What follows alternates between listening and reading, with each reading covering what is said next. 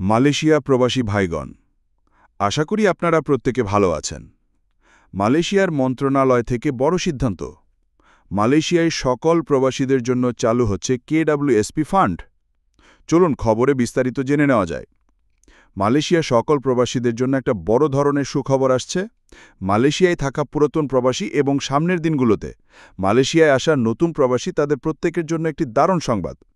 Malaysia প্রবাসী শ্রমিক KWSP বা EMP এইটা নিয়ে দ্বিধাদ্বন্দ্বে আছেন। এ নিয়ে অনেকেই তথ্য জানতে যাচ্ছেন।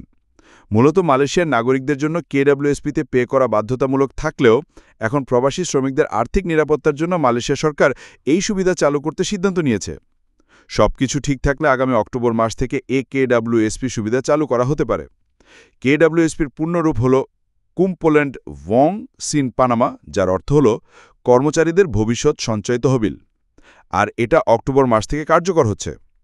এখানে নতুন নিয়ম অনুসারে একজন শ্রমিককে তার বেতনের 2% KWSP ফান্ডে জমা দিতে হবে, অর্থাৎ কর্মচারী ভবিষ্যৎ সঞ্চয় তহবিলে জমা দিতে হবে।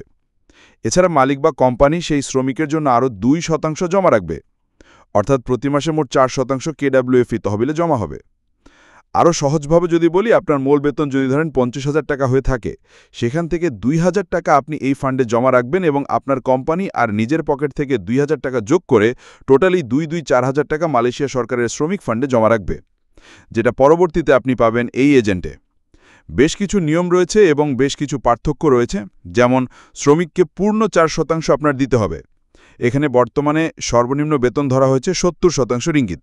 এখানে রিঙ্গিতের 4% হচ্ছে 100টি রিঙ্গিত। বছরে জমা হবে মোট 100টি রিঙ্গিত। ফলে ভিসা নবায়নের সময় এটি খরচ দাঁড়াবে 4,000 যোগ 100টি রিঙ্গিত। এখানে কোম্পানির আন্ডারে যারা আপনারা কাজ করছেন তাদের ক্ষেত্রে শ্রমিক দিবে 2%, অর্থাৎ মাসের যত স্বীকৃত বছরে 100টি রিঙ্গিত, মালিক দিবে 2%, যেখানে মাসে 10, বছরে 12 বার, অর্থাৎ মালিক ও শ্রমিক উভয় পক্ষ মিলে দিবে মোট 10 রিঙ্গিত। এখানে বলে রাখা ভালো, ভবিষ্যতে যে কোম্পানি বা এজেন্ট KWSP জমা দিবে না তাদের ভিসা নবায়ন করা সম্ভব হবে না। আবারও বলছি, যারা KWSP জমা দিবে না তাদের ভিসা নবায়ন করা হবে না। মাসে মাসে জমা হওয়া এই টাকা শ্রমিকদের দেশে ফেরার সময় উত্তোলন করতে পারবেন। শ্রমিকদের অনুমতি ছাড়া কোনো বস বা এজেন্ট এই টাকা তুলতে পারবেন না। প্রতিটি শ্রমিকের জন্য একটা KWSP অ্যাকাউন্ট খোলা হবে। অফিসিয়াল ওয়েবসাইটে অ্যাকাউন্ট নম্বর দিয়ে লগ করে জমার হিসাব চেক করতে পারবেন। তাই শ্রমিকদের উচিত কোম্পানি বা এজেন্টের কাছ থেকে অবশ্যই KWSP অ্যাকাউন্ট নম্বর সংগ্রহ করা। এটি শ্রমিকদের অধিকার এবং কোম্পানি এটা দিতে বাধ্য।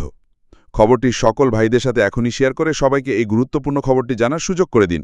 আর আপনি যদি আমাদের এই চ্যানেলটা দেখেন, অবশ্যই আমাদের চ্যানেলটি সাবস্ক্রাইব করুন, মালয়েশিয়ার সকল গুরুত্বপূর্ণ খবরাখবর সবার আগে পাওয়ার জন্য। ধন্যবাদ সবাইকে। আমাদের সকল ভিডিও আপডেট সবার আগে পেতে আমাদের চ্যানেলটিকে সাবস্ক্রাইব করুন।